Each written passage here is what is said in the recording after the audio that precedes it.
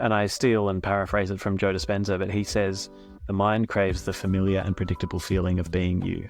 And as soon as you venture from that, whether that's through breath work and entering into a slightly altered state of consciousness, or whether that's through making choices that you don't usually make or that are, you know, at odds with the story of the life that you have, the story that you tell yourself about the life you have, suddenly it becomes a little bit unfamiliar and unpredictable. And so the mind will come up with all sorts of reasons why it's a bad idea. You're not good enough. You're not qualified. People will think you're weird. You know, when it comes to breath work, it's like, oh, it's cold, it's hard, it's boring, it's stupid, I don't like the music, whatever. So the mind comes up with all these stories to keep you in the familiar and predictable feeling of being you.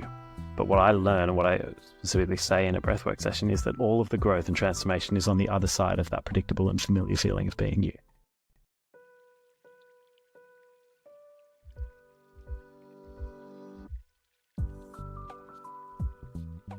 Welcome back to Stories of Being.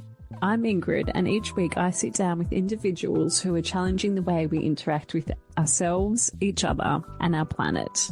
In this week's episode, I speak to Dave Murphy. Dave is a brand consultant working with conscious and environmentally led brands. He's a breathwork facilitator and coach, and he's also my husband. That's a big one. In this episode, we talk about Dave's journey from leaving kind of 15 years in a very stable, successful, corporate job in the corporate world to going out on his own. Yeah, and how he got to the point where he felt like he could do that. We talk about consciousness. Consciousness is such like a buzz, or it feels like it's a bit of a buzzword, but we talk about what that actually is and what it means, which is different for everyone. Just side note. We talk about becoming more internally focused rather than externally focused, the regeneration of the selves and therefore the world around us, and so much more. I obviously spend a lot of time with Dave, but it was really nice to sit down and have this conversation and explore these kind of topics in a more formal setting. I feel like I interrupted him quite a bit, so sorry for that, Dave. But yeah, I really hope you enjoy. I'll link to all of his info and businesses in the show notes, so please enjoy.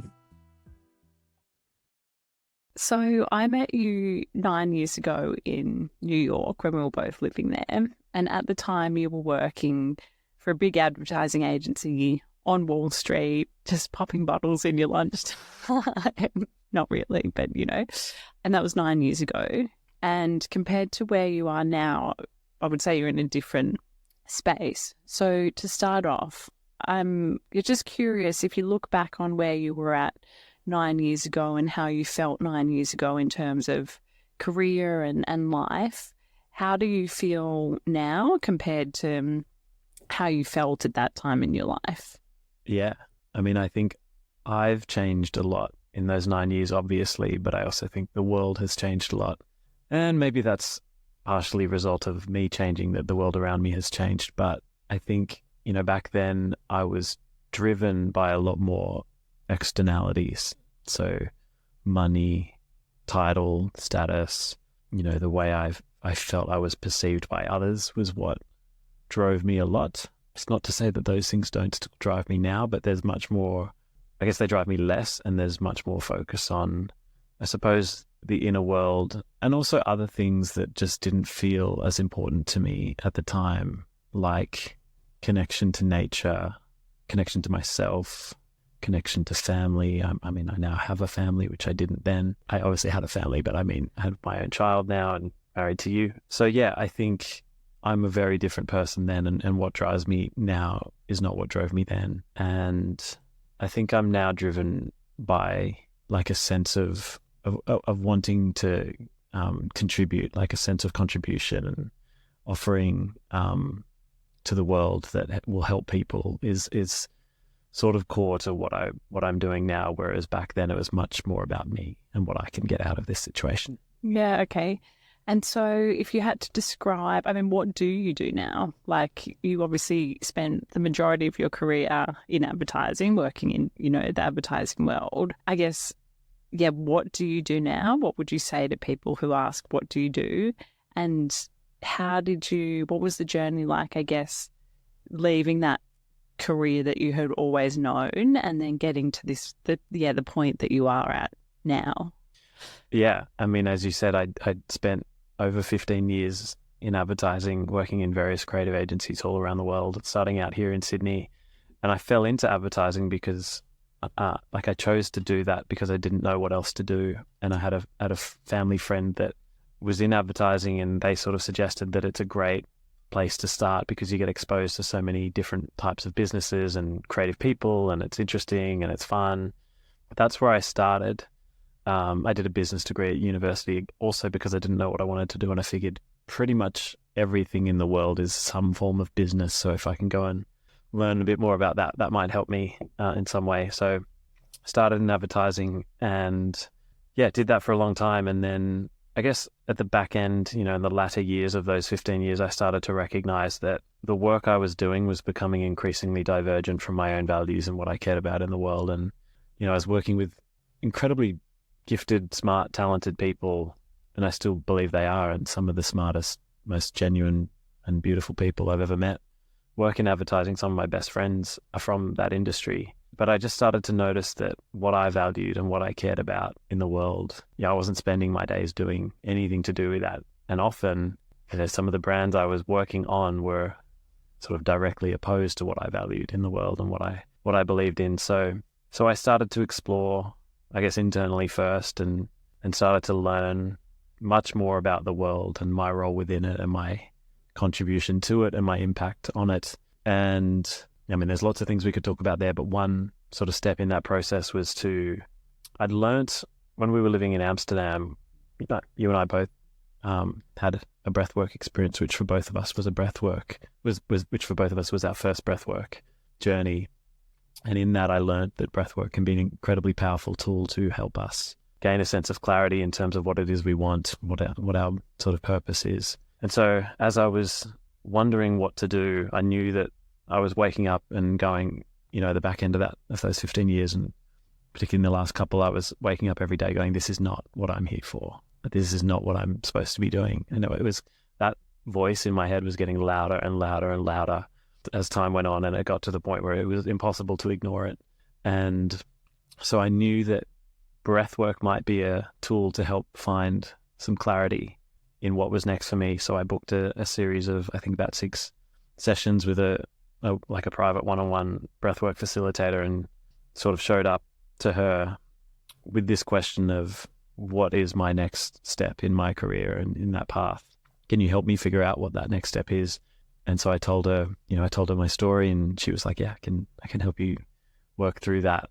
And what I didn't expect or didn't realize that was within that journey and within that process with her, even at the end of the very first session, I was, on the floor in a babbling mess because all this other stuff had come up around self-worth, self-belief, self-confidence, self-love, family dynamics, relationships, all these other sort of, all this stuck energy and emotion that was within me was coming up, and she was helping me work through that and release that.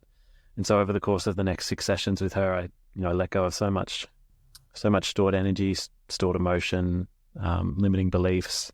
And within that, I also got the clarity and probably more importantly, the confidence and conviction to go and pursue something that I felt more aligned with, which at the time was to set up my own brand consultancy. So I didn't necessarily want to walk away completely from the career that I had and the skills that I'd built over those years. And so I decided to set up my own brand consultancy, working with brands that I did feel aligned with and whose I guess purpose or role in the world did feel like it aligned with my own. And so I came out of that and set up a brand consultancy, and kind of, I guess at that point figured I would just be a brand consultant and kind of keep doing what I was doing, but just in a way that felt much more aligned, which felt good and felt great. And so I did that. We had our baby at the same time. Literally the day I left the corporate world was the day she was born. And then I spent the next few weeks, adjusting to life as a parent, and then got on with setting up this consultancy and have been doing that since. And I feel really good about that. And I've worked with some brands and businesses that I feel really excited about, who I truly believe in what they're doing. But I guess the one piece I just left out of that story is that as I was leaving the corporate world, in my last job, I had like a long notice period of 3 months. And I guess once I'd resigned, very quickly, I didn't have much left to do. And I remember lockdown, there was a lot of naps, reading books. Well, I mean, that's it. It was in a lockdown, and yeah, I had very little work to do. And I didn't want to just, in hindsight now, I'd love to have just sat around and laid on the couch and read books. But at the time I was like, well, I've got all this time. I'm being paid to not do anything. I wanted to go and learn something. So I decided to, an opportunity came up to do a breathwork facilitator training online, which I just chose to do that, not really with any intention of necessarily becoming a breathwork facilitator, but I just knew I was about to step out on my own into this like unknown world of having my own business. And it was so powerful and important in my own journey. I just wanted to learn more about it and didn't know what would happen once I did it. So I did a breathwork facilitator training, and yeah, probably for like 6 months, didn't really do anything with it, didn't really have any plans to do anything with it. And then actually your sister was the first person I ever facilitated a session for, and she came out of it and felt like that was really, really wild, powerful experience. And so I was like, okay, this does work. And so just did it with a couple of mates. A friend invited a few guys round to an apartment before a running session, and we'd lay in this apartment early in Bondi and 6 a.m. on a weekday morning and did a breathwork session, and they all were like, wow, that's wild, that's incredible. So it just planted a seed that there was something here. And yeah, I guess fast forward a year or 18 months after that, I've built out a breathwork offering where I now focus almost specific or primarily on corporate experiences and workshops, and helping teams and senior leaders within businesses and companies experience the power of breathwork as a means to enhance, clarity, creativity, connection. And so now, this is a long way of answering your question, but now I have these two businesses, I suppose, one being this like brand strategy consultancy for impact-led brands that feel aligned with my own values. And then the other one is this breathwork, well-being sort of facilitator for corporate experiences and businesses. And I am layering on another layer to that around the neuroscience of flow state and peak performance, which is something I'm currently studying. But essentially that's building out an offering for businesses and companies, and specifically, I guess, more senior leadership teams within those as a means to enhance their well-being and also their sense of clarity and creativity. So I've kind of got these two businesses which feel a little bit sort of separate from each other and feel like two babies or two children, which I do love both, obviously. But at the moment, so as a long way of answering your question, it's hard for me to answer the question of like, what do you do today? Because they're what I do, which I suppose I don't need to tell everyone this whole story that I've just told you, but yeah, they're both in a state of growth and evolution. So then I'm not exactly clear on what either of them look like, but I know that I'm really energized by doing both. Obviously, I want to go into like the type of breath work you do, and also just the importance of just breath in general, which is not something we necessarily think about when we think of like health and well-being. But before that, I just want to like chat about something super quickly. And you mentioned when you were doing the 6 sessions, when you were kind of just feeling like this isn't right, like what's next, what do I do, etc. And you mentioned about like getting clarity on that next step. But I'm curious, like I feel like often we're looking when we feel like stuck or like something isn't right, or we want to change jobs or move somewhere or whatever. I don't want to say everyone, but for me personally, and I would say it's maybe common with lots of people, it's like looking for the exact next thing, and this next thing is it. And like, if I go from X to Y, then that's it. And it can be, we're looking for the exact right thing. And I'm curious if that was your experience, like you had a breathwork session, it was like, oh, I'm doing this, or it was more like this permission to try the next thing and then see how it unfolded. Does that make sense? So from this black and white, like, oh, I'm in marketing and now I'm going to do breathwork and that's it and that's my journey. Yeah. Compared to this, like, I'm going to study and then see how that unfolds. Yeah. Yeah, it does make sense. I mean, I'm guilty. I think a lot of people are guilty of that, myself included, particularly when I was doing this, because people want to be able to answer that question, what do you do? They want to have a really clear and what they feel like will be a impressive, not I guess it's egotistical a little bit, but it's people just want to have a nice answer to that question. Also, I think it's just about having the certainty of like, Yeah. this is what I do. And It's probably as much for yourself as it is. yeah, because then you feel safer and like and you have that your connection. your identity is closely, a lot of people, their identity is very closely intertwined with what they do. And so when you don't have a clear answer to that question, it's unsettling for you, or can be unsettling for me for people, and it was unsettling for me. It probably still is. But to answer your question, I think that is the only way forward. Is not like we can never know. We cannot know what the path will be. All we can do is take the first step or the next step, and that's what I felt like I tried to do.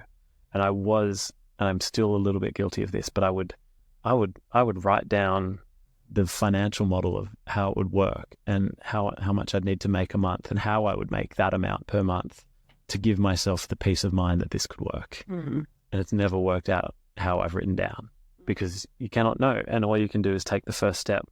And so I think if you'd said to me, I mean, we've had because we had the conversation, but if two years ago, maybe even a bit more, 2.5 years ago, you'd said to me, it would have been 2 years ago, that I would be facilitating leadership workshops and breathwork events and facilitating, team offsites around breathwork and well-being and flow state and creativity for businesses. It was so far removed from what I was doing at the time, so far removed from the skills I had at the time. And there was just no world in which I imagined that's what I would be doing. But I took the first step. And actually, in some ways, the first step was doing the certification, like training. But the first step was facilitating a session with your sister. Mm-hmm.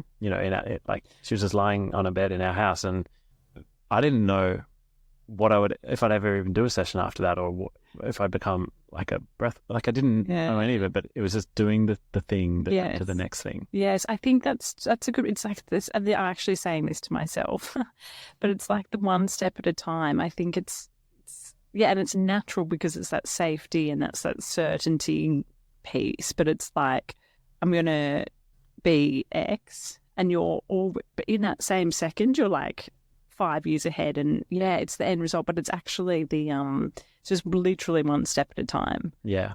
I always say, it's funny, I say this often in introductions to breathwork events that I facilitate, or even corporate sessions, and I steal and paraphrase it from Joe Dispenza, but he says, the mind craves the familiar and predictable feeling of being you. Mm. And as soon as you venture from that, whether that's through breathwork and entering into a slightly altered state of consciousness, or whether that's through making choices that you don't usually make, or that are, at odds with the story of the life that you have, the story that you tell yourself about the life you have, suddenly it becomes a little bit unfamiliar and unpredictable. And so the mind will come up with all sorts of reasons why it's a bad idea. You're not good enough. You're not qualified. People will think you're weird. When it comes to breathwork, it's like, oh, it's cold, it's hard, it's boring, it's stupid, I don't like the music, whatever. Yeah. So the mind comes up with all these stories to keep you in the familiar and predictable feeling of being you. But what I learn, and what I specifically say in a breathwork session, is that all of the growth and transformation is on the other side of that predictable and familiar feeling of being you. Mm. Yeah. And so if you had to, breathwork, like it's definitely coming up more, like you hear about breathwork much more than you did, say, maybe 5 years ago. 2 years ago. Yeah, 2 years ago, yeah. I guess just chat a little bit about what it is, and then like the type of breathwork that you do and how it works and its benefits and the power of all the breathwork you do, but I guess just the breath in general. Yeah, there's a lot of ways to answer that question. I mean, I'll start by saying, when you hear the term breathwork, it can mean a whole spectrum of things. People like Wim Hof have popularized, he's called his method the Wim Hof method, and he's popularized breathwork for a lot of people, particularly, in Western cultures. But breathwork's been around for thousands of years, practiced by mystics and yogis for thousands of years. And there's hundreds, potentially probably even thousands of forms of breathwork or modalities of breathwork. basically breath work is just a form of conscious breathing, being aware of the breath. On average, we take 25,000 breaths a day, and on average, most people are aware of none of them. Yet it is the source of your life, of you being alive, and it is the life-giving energy, yes, through which we live. But most people are not aware of any breaths they take. And so breath work is the practice of becoming conscious of your breathing. Now that can just be as simple as sitting there, and people who meditate often focus on the breath as a focus of that meditation. But breath work can be as simple as people might be familiar with things like box breathing, which is just a very simple, very basic and accessible form or technique of breathing, which you can do anywhere. You can do it sitting at your desk, in the car, on the couch, in bed, even walking. And that's probably one of the most accessible and popular types of breath work. And it's usually just a 4-second inhale, a 4-second hold, a 4-second exhale, and a 4-second hold. And you just repeat that pattern. It sort of makes the box shape. That's why it's called box breathing or square breathing. And is that more for like feeling calm and stress? And yeah, it's super effective at down-regulating the nervous system. So when you're in a state of stress or anxiety, or you're feeling anxious or overwhelmed, it's very effective to just do that breathing pattern. It doesn't have to be 4 seconds as well. It could be the threes, 3, 3, 3, 3, or 6 or whatever, but most people do 4. And it's just very good at calming the nervous system. So that's a type of breath work. And you just do that for a few minutes or 5 minutes or so. And it's very effective. And then I suppose at the other end of the spectrum are things like holotropic breath work, which is like a deep, 2-hour immersive, shamanic, in many ways psychedelic breathwork experience. And so holotropic breathwork was developed by a man named Stanislav Grof, who was studying psychedelic experiences in clinical settings in the 1950s. So how psychedelics could be used in therapeutic sessions to work through trauma or limiting beliefs or addiction or whatever it might be. So he was studying psychedelics, and then in the 50s and 60s, all psychedelic research was shut down by the government. And so he discovered that you could replicate the psychedelics experience without ingesting anything. And he discovered that breathwork could be used as a means to activate or produce dimethyltryptamine, DMT, which is the psychoactive compound in many psychedelic drugs or psychedelic substances. And he discovered that you could activate that through the breath. So he developed this method of breathing, which he coined holotropic breathwork. And so that's at the other end of the spectrum, and that's where you'll have, that's often your if you've ever experienced that, or if you've seen that perhaps, on Instagram or on TV or something, people are often, it's you're lying down on your back. It's usually in like a sort of ceremonial circle or setting like that, and you can have incredibly deep, powerful, transcendental, transformative experiences. People often describe huge release, like an energetic release, an emotional release, clarity, creativity. Is that what we did at the thing? Yeah. So that was that was mine. I think your first experience with breathwork. Yeah. Yes. Okay. Yeah. Yeah. Sorry. Continue. I didn't mean to interrupt. No, that's okay. So I say that because there's a whole spectrum of breathwork. So it can mean anything within. So I guess box breathing's at one end, holotropic breathing's at the other end. I mean, there might be other things, but for the sake of this conversation. And then there's everything in the middle. And the type of breathwork I facilitate, or that I was trained in, is called hypnobreathwork, which probably sits somewhere in the middle, but definitely more towards the holotropic intense end. So it's a sort of a deep experiential breathwork experience. And it basically combines breathwork, obviously, but with other modalities, one being hypnosis. And I always feel like I have to caveat hypnosis by saying it's nothing like stage hypnosis. It's really just me, or the facilitator of hypnobreathwork, providing vocal cues and prompts and questions. So as you move into a slightly altered state of consciousness, which you will through the breath work, your subconscious mind becomes more receptive to questions and prompts and cues which the facilitator will give. And it just allows you to surface things in the subconscious mind and perhaps see any limiting beliefs or stories or old habits, beliefs, behaviors that you might carry, and allows you to become aware of them and then see them from a different perspective, and hopefully then ultimately rewire them, reframe them, reprogram them. So hypnobreathwork combines breathwork with hypnosis, and then as we've done that, we then transition into a visioning exercise or process, which again, from an altered state of consciousness, is incredibly powerful.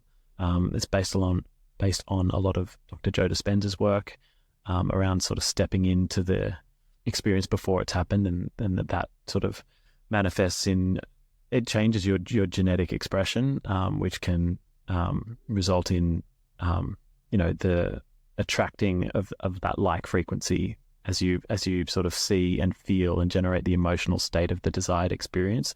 You're more likely to attract the frequency of that experience to you. And then the session finishes with a deep meditation experience, which most people, this is one of my favorite things, most people get to the end of a hypnobreathwork session and we enter into the meditation. And then when we come out of that, people often look at me in wonder at how deep their meditation was. And they were like, I had a complete out-of-body experience, or I had complete dissolution of the ego, or there were no thoughts. I was levitated, or whatever they might describe. And it's because we have, when we breathe in that way, we over-oxygenate the body, and in particular the brain. And when we over-oxygenate the brain, in particular the prefrontal cortex of the brain, which is the sort of locus of who we think we are and the story of our personality, and a lot of our rational analytical decision making exists in the prefrontal cortex. And when we breathe in that way, we shut that part of the brain down. And so when you enter into a meditation without that part of the brain being active, it's essentially taken offline or put to sleep, so that part of the brain isn't active. So all of the stories and the voice in your head of who you think you are, and all the limiting beliefs and the distraction of the sort of chaotic mind is no longer there. And then you often become just at one with the present experience. And people describe this feeling of tapping into the quantum field, whatever they describe it as, or a higher consciousness, or whatever language they use. But often the meditation experience is one of the most powerful parts of the experience. So all that to say that hypnobreathwork is, I guess, a combination of those modalities, obviously with breathwork at the foundation of it all, and is present right throughout. But yeah. And so when people can access, when the prefrontal cortex is shut down, is that then why people can get insight into like their next step, or what's holding them back, or a creative idea, whatever it is, because the way they usually do things is not operating, essentially? In some ways, yes. So as the prefrontal cortex shuts down, we essentially create a couple of things happen. We create space for the subconscious mind to surface. So the subconscious mind is always there. It's the lens through which we see the world. Research suggests that 95% of who we are by the time we're age about 30 or 35 is stored in the subconscious mind. So it's the lens through which we see the world that we're usually not aware of. And so when we shut down or take offline the prefrontal cortex, we often create the space for the subconscious mind to surface. And in the subconscious mind, once that surfaces and we become aware of it, we start to see beliefs, stories, patterns. We just become aware of them. Yes, that's the first step to being able to change them. But the other thing that happens is that that type of breath work activates different regions of the brain. So if we hooked your brain up during a breathwork experience like that to one of those sort of brain scanners, you would see all different parts of the brain become activated or come online that are not active in regular waking consciousness. And when we do that, when they become active, they start to generate new pathways and new connections with other parts of the brain. And so these new pathways and new connections are literally the basis and foundation for having a new idea or a new insight or a new perspective. It's because of literally a new part of the brain is connecting with another part of the brain. So that is why it's so powerful at enhancing our sense of creativity, or letting go, or reframing limiting beliefs, or seeing things clearly, because we're literally creating new neural pathways in the brain and new connections in the brain. And is that when you talk about like altered states of consciousness when doing breath work, is that what you're kind of referring to? Yeah, that's a really good question. Like, yes, to a degree, but I think there's something that I don't know how to put into words that happens in a breathwork experience. Not every breath. I should also caveat that these really deep experiences don't happen every time, and set and setting is really important for that. But for that really like altered state of consciousness, and that real sense of transcendence or transformation, or whatever words you want to use, I don't know. I don't know what happens. Like, I think there's some connection to some other something, or it's just I don't have any idea. But if I think about that holotropic, I've only done holotropic breathing once, but it was next level, and it's all, I don't know what it is, but maybe it's like my experience anyway. It's like you're so inward that you're so inward, but you're so outward. Like it was like I was so connected almost to myself, but in a very like I lost all sense of time and all of that stuff. So it's like the old state of consciousness is almost like because you're so connected to yourself that you then become connected to everything. I don't know. It's very hard to explain, but when I think about that experience, and it went for an hour or whatever, but it felt like a second. Yeah, I don't know. Does that? I mean, again, back to the prefrontal cortex, all that sense of time exists in the prefrontal cortex when that shuts down. There is also evidence and, a lot of anecdotal, definitely evidence, but even scientific evidence to suggest that the pineal gland becomes sort of activated. Right. In our brains. So that's, often, especially in sort of more spiritual communities, described as like our connection to higher consciousness. So the universe, whatever feels comfortable, I guess, for, Yeah. State of consciousness that we are all capable of accessing. Not everyone maybe wants to, but it can be a very illuminating, transformational, sometimes challenging space to go. And if you're interested in going there, most people there's a lot of growth that happens there, whether it's easy or not, but there's a lot of growth that happens there. And I think, like you said, it doesn't necessarily happen in each session, like it's so dependent on the person, what they want to get out of it. And I think it's dependent on what their body needs in that moment, or what their consciousness needs. And then also just on, practical things like the room, who's in the room, who the facilitator is, what the music's like, what they did that day, what they've got going on in their life at that time. So there's lots of things that that will influence a breathwork journey.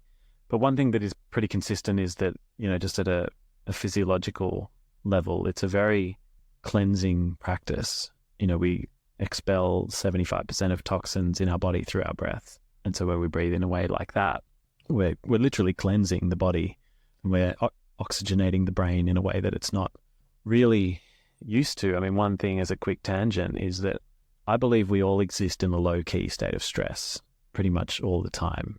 And that's not a judgment on anyone, and I'm part of that. But just modern day life is inherently stressful. Some people much more than others, and some people have circumstances that are genuinely, high states of stress. Most people in modern day life are in a low-key state of stress most of the time. The issue with that is that it activates, or that our sympathetic nervous system, which is our like fight or flight sort of state or mode, is generally activated or like sort of subtly activated most of the time. And the issue with that is that when we are in our fight or flight state, the body's physiological response, because the body doesn't know you're not in actual physical danger, and it believes that you are in actual physical danger. And so the body's physiological response is to send oxygen to the major muscle groups so that they are prepared to basically to run if they need to. And the issue with that is that oxygen that gets sent to the major muscle groups it compromises the amount of oxygen that gets sent to the brain. So the brain's basically in a state of oxygen deficiency most of the time. And that inhibits or compromises our ability to have clear thought and creativity. And so when we do breath work, even if you don't have any of this sort of transcendental or like transformational or big emotional release or whatever, you are just oxygenating the brain in the way that it kind of optimally is being oxygenated. This is very good for your sense of clarity and calm, getting to a state of calm. Yeah, and down regulating you out of that state of fight or flight and into the parasympathetic state, which is the rest and digest state. And again, physiologically, it's just very good for our cellular health to have oxygen delivered to our cells all throughout our body.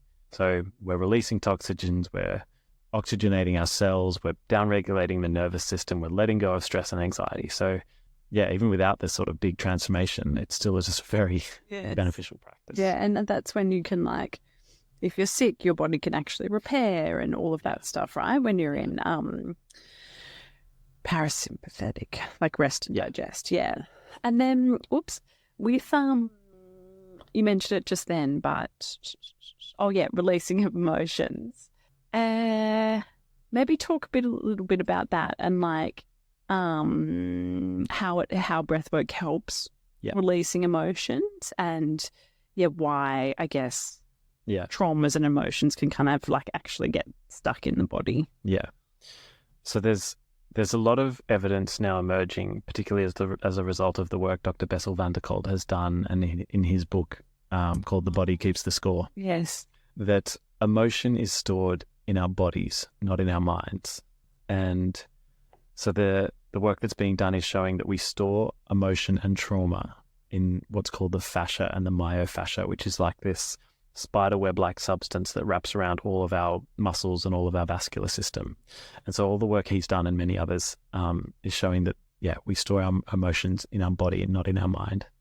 And basically all emotion is just energy in motion traveling through the body. And when we experience emotions, usually humans don't want to experience negative emotions. So anything we might consider to be an unpleasant negative emotion, like fear, grief, pain, anger, sadness, frustration, guilt, shame, whatever, lots of others, whatever we think might be a negative emotion, we don't want to feel it. And the way we prevent ourselves from feeling negative emotions is by holding our breath. We don't think about it in the moment. It's not something we're conscious of. But when we don't want to feel a negative emotion, we hold our breath.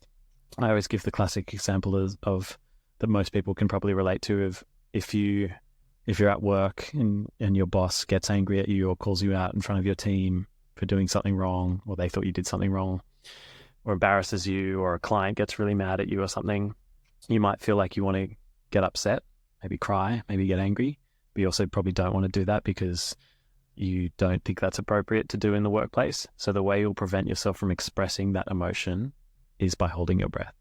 And you won't think about it in the moment. It's not a conscious thought. It's just what we do to prevent the expression of emotion. Conversely, on the flip side, like a more positive example of that, or an example that involves a more positive emotion. If you remember when you were a kid at school and maybe you and your best friend were sitting in the classroom and you were sort of giggling your heads off at something that no one else was laughing at and just the two of you thought was hilarious and you couldn't stop laughing, the teacher's sort of telling you to shut up and pay attention. And that even makes it even more funny and you just can't stop laughing. The way you and your friend will probably try and sort of hide the laughter is by holding your breath. You won't think about it, but it's the way we it's the body's prevention of the expression of emotion is by holding our breath. The issue is that when we don't release that energy in motion or allow it to flow through the body, it gets stuck in the body and it becomes stagnant. That energy, all emotion is just energy in motion, and that energy becomes stagnant in the body. And a lot of this research is now suggesting that stuck and stagnant energy is the sort of precursor to so much disease and illness that we now see in people, so much chronic disease and illness, because people just don't release emotions. And we all just have so many stored emotions that we layer on over days and weeks and months and years that we never release. And so to answer your question, breathwork is incredibly effective at coming or allowing you to sort of come back in and dislodge and then move that energy through the body and start to release it out of the body. Yes, which I guess is why in these sessions, any sort of breathwork session, people can like be hysterically laughing or crying or shaking is another common one of like getting rid of that, just the shit that's still in our body. Yeah, exactly. I mean, I always sort of give the heads up, especially for newbies in a group session, that it's quite possible you might experience some emotion. Usually it's crying, but it can be laughing. I've actually had quite a few laughing ones recently. It can be shaking. And usually people don't know why they're crying. Yes. So often people come out with a sort of this beautiful sense of release and relief. And peace. And they've got tears in their eyes as they kind of come out of the session, or tears streaming down their face, and they sort of look at me and they're like, almost laughing, crying, going, I don't know why I'm crying, but it just feels so good. Yes. And I always say to them, well, my belief or assertion is that it doesn't matter why you're crying. It's just your body has released something that it's been holding for probably a very long time, some big stuck energy and emotion that we've been holding. And another thing that that's sort of related to this is we all have trauma. we all have, some of us unfortunately have much more severe or sort of intense trauma than others, but we all have a form of trauma. And in any traumatic experience, the first thing the body does as a physiological response is to inhale. And so if you can imagine, and this is, you can talk about this if you want, but like ice baths are a form of trauma on the body. The first thing anyone does when they get into an ice bath is they go, oh my God, it's so cold. Oh my God. Yeah. It's massive inhale. And you never really release that. Yes. And now that's like you've chosen that form of trauma. Yes. Like you're usually choosing to get into an ice bath. But if you, this is maybe unpleasant to think about, but if you sort of are walking on the street and you see someone get hit by a bus, you will go, yeah. So that is a form of trauma, witnessing that. Yes. And our human physiological response to any form of trauma is to inhale. Yes. We never really release that breath. Interesting. Yeah. Well, I think I've done both like traditional talk therapy and then like more, whatever you want to call it, alternative things like breathwork and kinesiology and stuff like that. And I really think like the talk therapy was extremely helpful in like understanding stuff and like almost like filing and processing information and experiences and all of that sort of stuff, which was extremely helpful. But then things like breathwork and kinesiology was actually the release and getting it out of the body and the system. Yeah. Because you can logically and intellectually, like work through things and figure it out. But then I also think there needs to be the release of it from the body. Mm-hmm. So it's, I think that's like key. What you're pointing to is the sort of modern perspective on, call it therapy, is to, and this is not a judgment, but it has been to isolate the mind and the body and treat them as separate. Whereas a lot of the more, I guess, ancient or traditional wisdom speaks to them as being connected, and that you can't treat one without the other, or you can't sort of fix one without acknowledging the other in that healing journey. And so what you're describing is, I guess, I believe, the necessary combination of being able to work through something logically, intellectually, rationally, analytically, as well as somatically through the body. Yes. And I think that will happen more in the sense of like psychologists or therapists or whatever, also including, more somatic stuff into their practices and vice versa. Yeah. And it's the combination of both.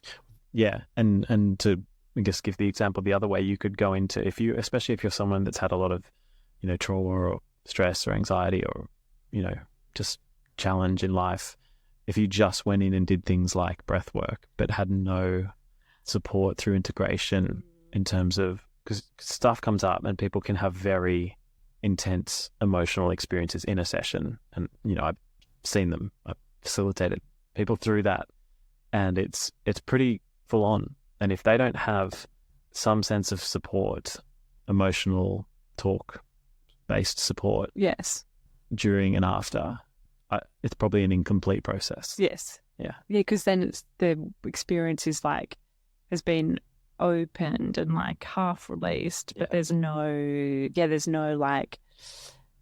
just support through then like letting go of it. It's just been opened and it's like floating around. And sometimes we just need to make sense of things intellectually. Yes. Or we're humans that live sort of with the stories that we tell ourselves, and that's not a judgment. It's just what we do. And sometimes if that story is complete chaos and no clarity on what's just happened or why or who or any of that, I think it's really helpful to have that. Yes. Yeah. So you need both. Something we talk a bit about from time to time is this idea of like internal versus external. Mm-hmm. And neither is like better or worse, they're just two very different things. And I guess something like breath work So there's two things I'm thinking about is like there's breath work and then there's things like psychedelics. So I would say like breath work's like more of an internal, would put it in the internal bucket, and then like psychedelics is external, and both have a place, I would say. I would say there's probably currently like more emphasis on the external, but I guess, yeah, what are your thoughts on like using both the internal resources and the external, and like, yeah, like just because it's not good or bad, No. but sometimes I feel, because I actually think psychedelics are amazing and they can truly be life-changing, and, you know, I've had experiences where it's been like quite literally life-changing. So there's definitely a need for them for sure. It's just sometimes I see almost like it's still just another external thing you keep going back to, and I can't do X because I have to do another journey or whatever. You know what I mean? And like, what's the balance, I guess, just of internal versus external? Yeah, I know. It's a great question. And just to clarify the question at the end, in terms of self-exploration, like the balance of internal... Both. I guess self-exploration and healing, but also like on a bigger picture. Yeah, because the reason I asked that is because we have sort of been looking to externalities to comfort and entertain and support and explore probably forever, I suppose. More recently, we've looked at things like alcohol and like maybe harder drugs like cocaine to alter our state of consciousness, to make life more bearable, enjoyable, whatever your reason for those things is. And yeah, I think your question is right. Like, we've looked to these substances, externalities, I suppose, to help us or to change our state of consciousness. And psychedelics is one that fits in that boat or in that bucket. It's slightly different in that it's I guess a method of deep self-inquiry. So it's like you almost have to ingest something. You have to ingest something external to then go deeply internal. Yes. I also just, sorry, before you go on, I'd say there's a big difference between doing something like psychedelics in like a healing self-exploration setting and like the intention behind it versus doing it for fun, which is not bad at all, but they're two very different circumstances. And I guess, yeah, that's very good clarification. Yeah, I don't know. Like, I think, like you said, I agree. There's definitely value across both. I just like, and I'm a big supporter and believer in psychedelics too, but I do like breath work just as at a sort of basic, simplistic level of that. It doesn't require anything other than you. And I think, you know, as Stanislav Grof sort of discovered, you can almost replicate a psychedelic experience, and often I've had people describe that they've done that, and I've done that. It may not be as long or as intense, or maybe it's more like different every time, but yeah, I think there's something beautiful about not needing something else. Yes. And to ingest or to take or even to go anywhere. You don't have to go anywhere. You don't have to wear anything specific. You don't have to be like, there's nothing. You can do it as long as you can lie down and you're probably not going to be interrupted. That's all you need. Yes. So I think, yeah, I like the simplicity of that and the accessibility of that. Yes. And I think it, I don't know, this thing so I don't know what the word is, but saying or just is like coming up a bit more is like understanding our own power, and if we not change, but like, how do I describe it? The way we feel and operate is actually really important to then the way the world feels and operates. And often we're looking for X, Y, Z to change before things okay and that everyone's okay, which is important, like for sure. You know, it's this really fine balance between individual and collective.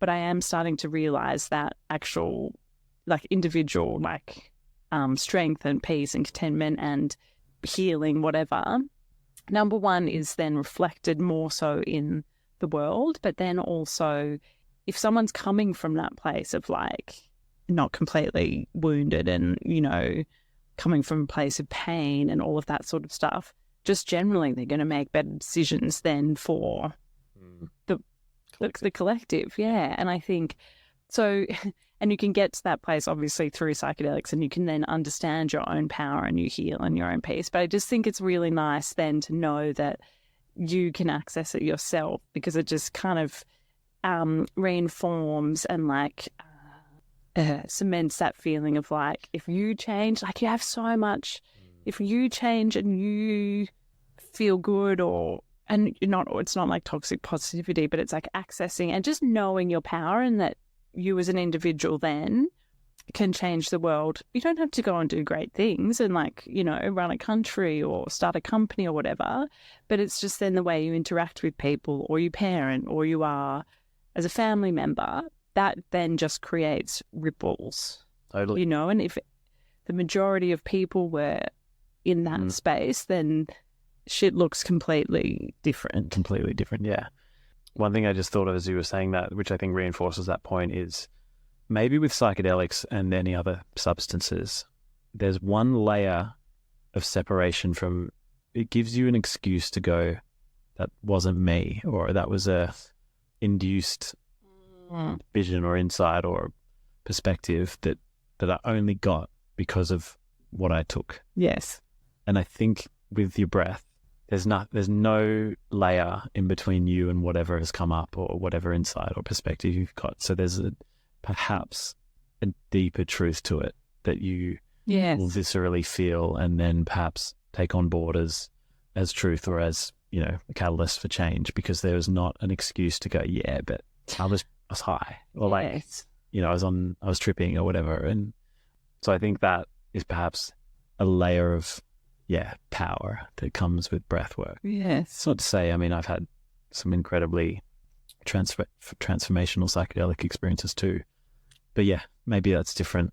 Yeah, and it's not, it's not, definitely not like, we shouldn't do so. It's not a comparison. No, it's not a comparison. I just was thinking, it's just that thought about that balance between internal and external, and like just remembering our own, just what impact we have in the world. And again, it's not about like the greatest, biggest thing. It can just be the smallest thing, you know, like watering your plants or whatever.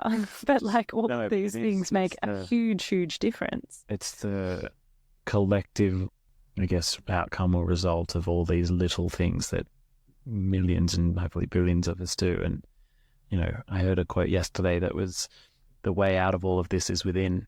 And I do believe that, and I do believe that, you know, there's so many, particularly, I mean, there's a very masculine dominant sort of, I guess, operating system that exists in culture at the moment, and I really believe that so much in, like, particularly in business, probably in government, probably definitely in government, like so much of decision making and conversation is coming from a activated place of like activated nervous systems that are, you know, they're not aware of it, and I'm certainly not immune to this as well, but of like people making decisions based on like fear and scarcity and being like triggered and threatened, or feeling a sense of being threatened, whether that's physically, it's probably not physically for most. It's like threat to their identity, threat to their financial security, whatever it might be.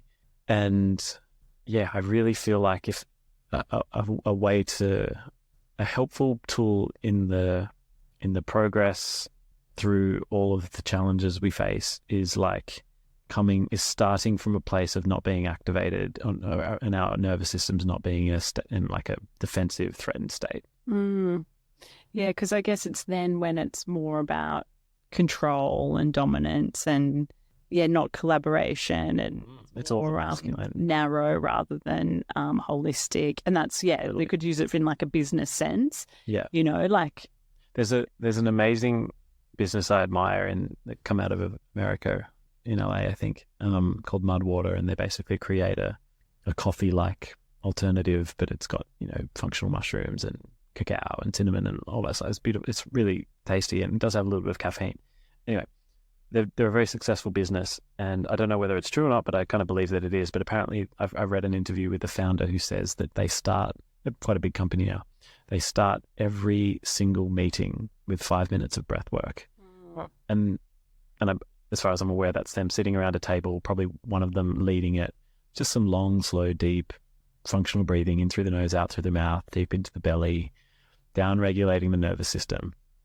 And imagine if it probably sounds silly, and it also probably sounds quite impractical, but having worked in the corporate world, I can imagine if you began every meeting, because usually most people in that world are sort of rushing from meeting to missed calls to unanswered emails to trying to have a social life and speak to their family during the day, and all of it's just very intense and very activating. And like we were talking about before, there's a sense of threat, fight or flight. It's low key for most people. It's not, it's certainly not life threatening. But yeah, if we could just start and make business decisions and decisions in general from a place of feeling connected to yourself and not activated, not triggered, not threatened, I just think that would be a very powerful transformation that we would see in the world.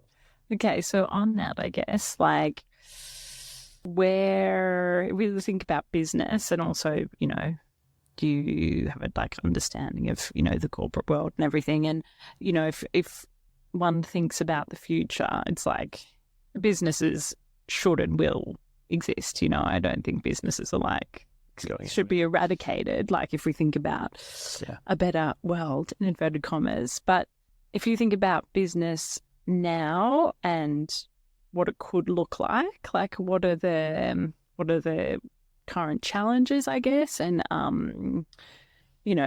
things that don't work well, and then what could it look like? And it's such a broad question, I know, because every business is different. I'll preface this question answer by saying I'm kind of learning about this at the moment, and I'm at the beginning of this learning journey. So I'm sure if you asked me this in a few months, I'd know a lot more. But I think currently business has a very mechanistic perspective on how it operates, and it's very siloed and compartmentalized. And we see, or business, I'll just talk about a fictional business here, but a fictional business sees its role in the world as just what it does, and it just controls the bits that it controls. It's maybe the product it makes and the process it makes that product by and the people that are involved, and that's all just separate from the rest of the world. And also, sorry to interrupt, it's separate from the rest of the business often. Continue, sorry. And that the people that are involved in that process are just employees, that doesn't matter what they do when they're not employees, kind of thing. And the product they make serves its purpose when it serves its purpose, but when it's not serving its purpose, it sort of doesn't exist. And so it's a very, siloed, compartmentalized, mechanistic perspective. And I think we are seeing the beginnings of a new perspective emerging on what business's role is within the world and what our role is within business. And it's much more holistic and interconnected, and nothing is necessarily separate from the other. And it's all, it's all connected, and it is a more feminine perspective, or a feminine way of being. And I just think we'll see businesses begin to acknowledge their role in the world beyond the product that they make. And we already see it with some businesses, but I think the depth at which we'll see that will really start to grow, and we'll start to see so much of the like externalities that are not priced into businesses, like when you buy a food product, for example, it's very likely that there's quite a lot of chemicals involved in the production of that food product that probably had quite a harmful effect on the environment. None of that's priced into the product, and none of it matters to the business. It's not considered in any way. And I think we'll just start to see those kinds of things become considered and incorporated. And I don't know how, or I don't know what it'll look like, but we'll just start to see that emerge. And do you think that will come from like consumer demand. So people learning more about how things are made, wanting, making choices, to buy from a different place. So then, maybe bigger companies have to make different decisions. Do you think it comes from the people inside the business? Like, good question. Yeah, I mean, I hope it comes from all of those places, and I expect it probably will. Because as people, more people, I mean, I believe, and I might be in sort of my own little bubble, but I do believe there is a evolution of consciousness underway, and I actually don't think many people would dispute that something's shifting. I mean, as the world's certainly not in a sort of stable place right now. Yes. Across so many facets and factors, like there's definitely something changing, and I believe part of that is an evolution of consciousness. And why?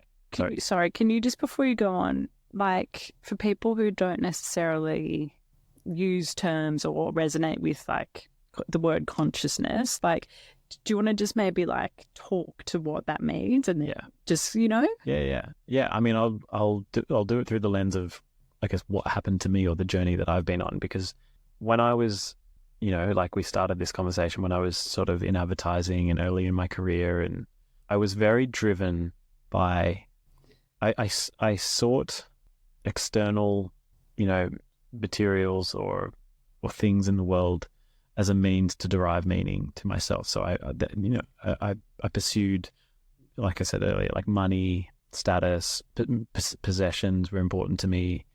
Things as well, like a holiday to a certain place, a fancy car, fastest car in the world. Yeah, I never had one of those.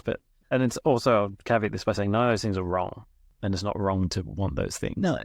But as I've, I guess, been on my own journey, what I value in the world and what I seek in the world, and what I want for myself has changed. And so I'm much more driven now by meaningful relationships, connection to nature, a sense of purpose, a sense of contribution, family. And, maybe part of that's getting older too. Like I'm obviously older than I was when I started my career. I've almost struggled and couldn't necessarily identify what consciousness is. And obviously I've heard lots of podcasts and everything where that topic comes up a lot. And I understand, but I also don't at the same time. But as you were talking, I was thinking simplistically, could you just say that consciousness is like awareness, like coming back to self, really connecting and like being more in tune with nature, which is then being in tune and connected to, the universe or whatever. And like simplistically, that almost is what consciousness is. Mm-hmm. Yeah. I mean, yeah, that's as good a definition. Like, yes. Yeah. Okay. Yeah, I think so. I mean, I'm not going to try and define it, but that feels pretty good and pretty accurate to me. Because sometimes it can feel like this huge, super lofty, like can't get your head around a concept. But actually, if you think about it, it's almost, I don't know, it's like it's quite simple in the sense of it's like awareness, coming back to self, and connection to the planet and other, which is then this connection to whatever, this bigger universal thing. Yeah. Yeah. No, I think that feels good. And so in my journey, like as I said, all of that's changed, and I would say that is some of these words are maybe triggering for some people, but like, to me, it feels like a higher consciousness, and that's not a judgment of others or even a judgment of myself back then, because it's just a journey, and it's the necessary journey that we're all on. And so that's been mine. So I have a very different sort of outlook and perspective, and value different things, and feel, the word connections, I think a really good one, like connection to self, connection to nature. Also starting to see myself or see ourselves as not separate from nature and not separate from each other, whereas earlier on it was like me, competition, like if they succeed, I don't, if I succeed, they don't.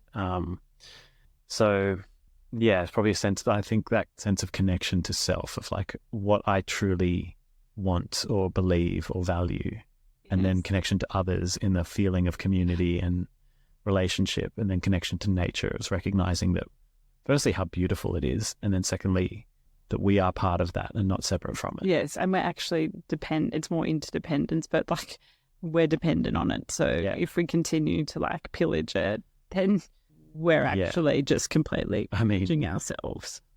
As I said, I'm learning quite a lot about this right now, but there are a lot of parallels, and I believe they're not coincidental parallels of the state of the ecological environment and the state of like human health and our collective psyche and mental well-being.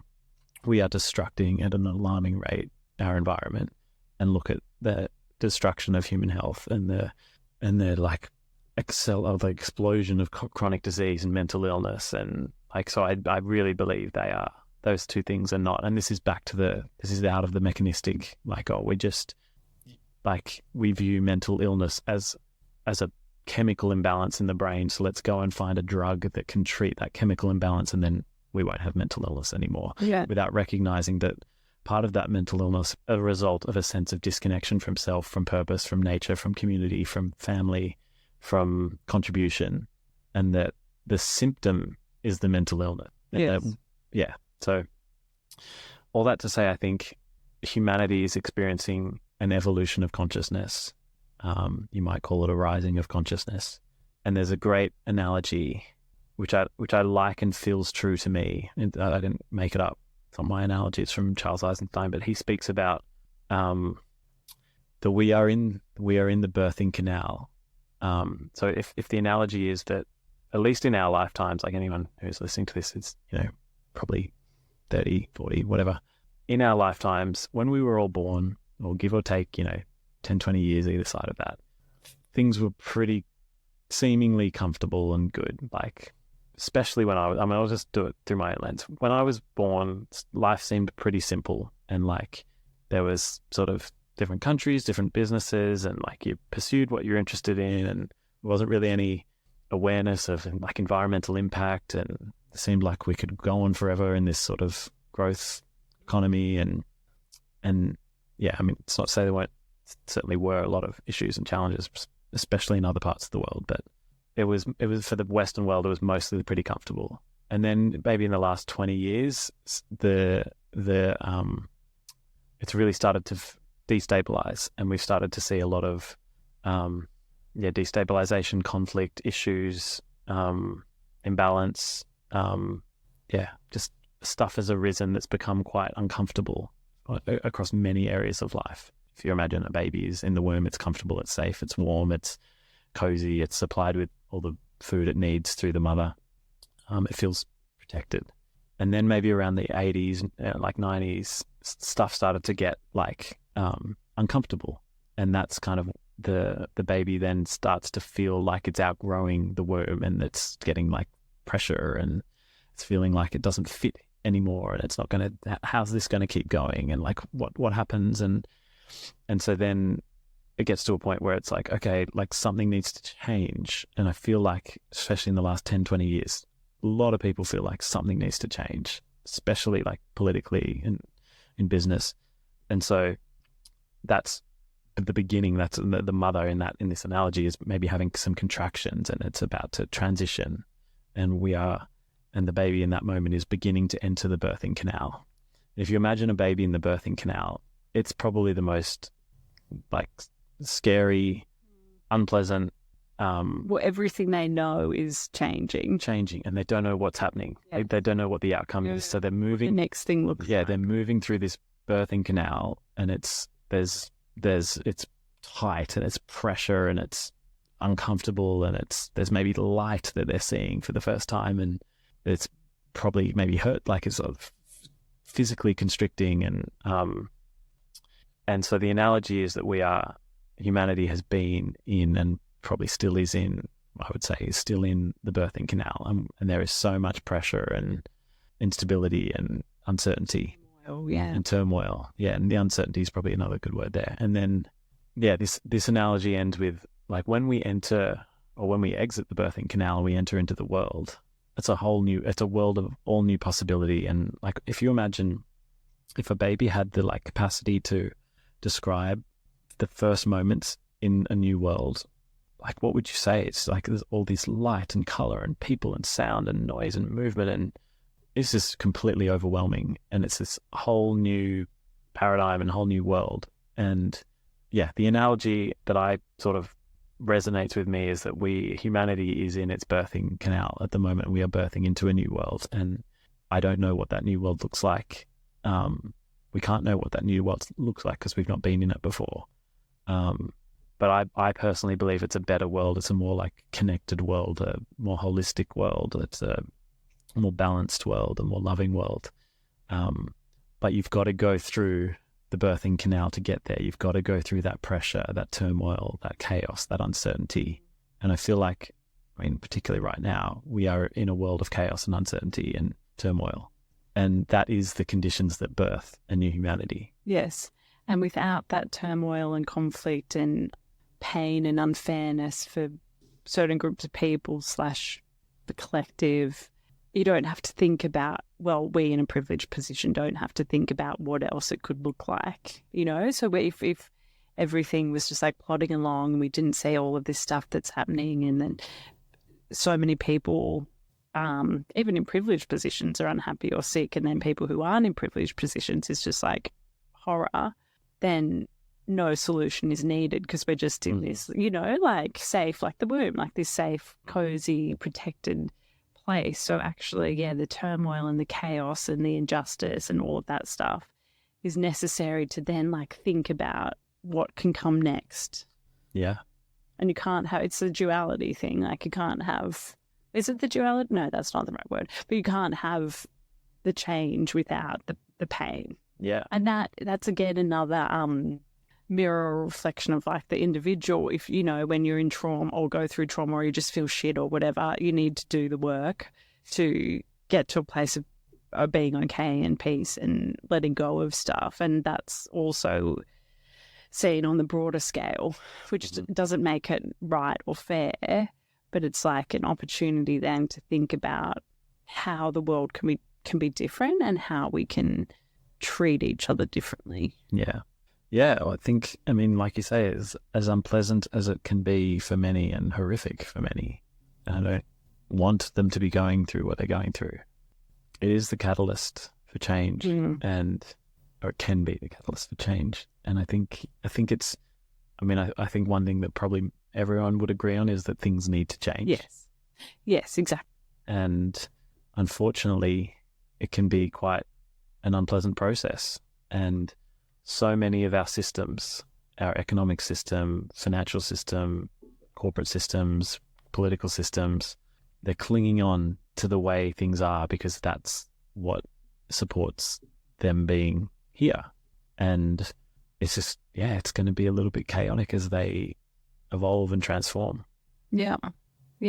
And that's where it's up to us to not force that change, but offer different solutions. Again, that doesn't have to be starting a business or becoming a politician, but it could be like the way you treat someone. So again, this is something we've spoken about, but like if you're talking to someone who has a different opinion, instead of like shutting them down or like being like, I can't listen to you, actually listening and finding the common ground. So that's, I think, where that's where we have this power we're not necessarily aware of, because often we think of change as these big, grandiose things, but it can be purely on just the way how we relate to one another. Yeah. And that's actually not more powerful, but that is like, imagine if everyone has a different opinion. Imagine instead of like hating on everyone and like calling someone a name who has a different opinion to you, actually sat down and just spoke, like literally the word, like that is like incredibly life-changing. Yeah. And I think the thing that I'm realizing at the moment is that, I could go through a lot of examples here, but when it comes to human health, environment, community, whatever the thing is, people on both sides, and I say sides in quotation marks, but people with directly opposed views to you generally want the same outcome. Yeah. And the common ground is the outcome. It's just the belief and the perspective of how to get there is usually what is opposed. And if we can learn to not be so triggered and judgmental, I think. Yeah, probably, threatened is key there, and so judgmental of those that hold a differing belief or a different perspective, because 9 times out of 10 people want the same thing, and 9 times out of 10, probably more than that, people are well-intentioned and good people. Yes.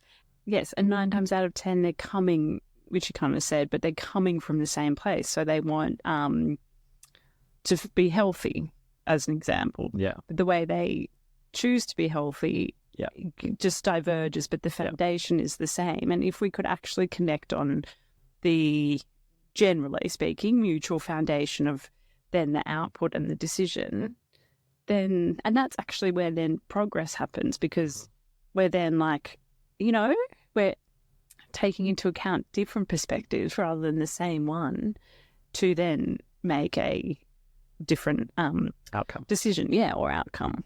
Yeah. Okay, so if we were just talking about business and politics and how the system needs to change, and again, as I say this, it's actually like another reflection, but currently we're like sustaining how things currently are. Even businesses, which is, a great thing, but are talking about sustainability and all of this stuff, which is great, but it's actually just sustaining rather than changing. But like a word and a theme I feel is like coming up a lot, and something you kind of are delving into is this idea of regeneration. Yeah, what does regeneration mean to you? And if we had a more regenerative approach to just life, business, policy, everything, just regeneration, and a regenerative approach to problems and solutions. What does the world then look like? And what does regeneration as a concept look like or mean to you? Yeah, it's a lot there.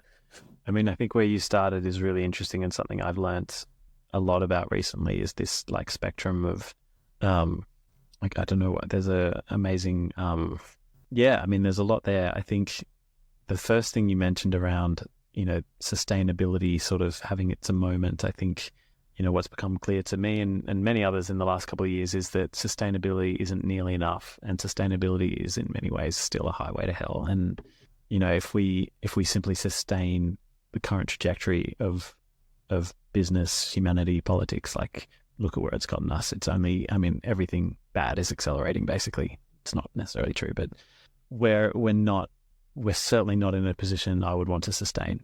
Yes. In any way. Yes. In fact, far from it. And so the next step along the sustainability spectrum, I suppose, is restorative, which is to kind of bring things back to where they were, or create the conditions for things to sort of go back to where they were. But the step beyond that, and I guess the ultimate aspiration is regeneration or regenerative outcomes, where we certainly get back to where we were, but then we create the conditions for life to continue to flourish. And so to define regenerative is basically, and Paul Hawken and many others have done amazing work in this space and have definitions that will be far more eloquent and comprehensive than mine, but it's making decisions in service of life. And if we can apply a regenerative mindset to business, to politics, to our families, to our communities, to every aspect of life, and we can make decisions in service of life, you don't need me to tell you how beautiful that could be. And yes. And I think from a business perspective in particular, we are so extractive in the current sort of paradigm of business. We're so destructive and so extractive to the point. Our economy is built and designed around infinite growth, and yet we have finite resources. Yes. And every business is converting resources into goods and services, and it literally cannot continue forever. And unless we transform our approach and create regenerative systems, and then it can. And it's obviously far more complex than me just saying let's transform to regenerative business and principles. But one of the key, I guess, tenets or principles of that is to work with Mother Nature and not against her. And so often, almost any business you look to is working against Mother Nature. We are trying to control and extract from Mother Nature as though she is there to be controlled and to be taken from. It is a complete shift in perspective to see her as a co-creative ally in this process of life. And when we take that perspective, not only, and this is the best part, and this is what's happened to me, is not only will the way you do business change, but the way who you are will change. Because if you see life, if you see the world through that lens of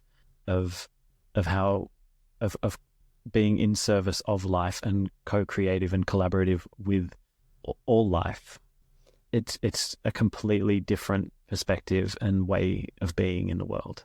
Yeah, and if that's the foundation, then that actually is huge, because then the way you interact with, people you disagree with or whatever completely changes, because it's about it's in service of life. Yeah. Yeah. And so that, I mean, I think that's like all the work that I do and that I hope to do. And for me now, that is the like foundational principle is this regenerative? Is this in service of life? Is this working with Mother Nature, not against it? Is this co-creative? Is this in service of relationship? Is this about contribution and collaboration and co-creation instead of extraction and destruction? So there's lots of words there, and it's all quite abstract too. But I mean, that's really how I orient myself now in terms of the work that I do, is through this like regenerative lens of how can I be more in service of life, human life, and all life. I think that's a pretty good spot to end. Yeah, amazing. Thanks for having me. See you at home. Yeah, I guess we're walking back together. I really hope you enjoyed that episode with Dave. Please leave a review, let me know what you think, and of course, subscribe and share this episode with anyone who you think would enjoy.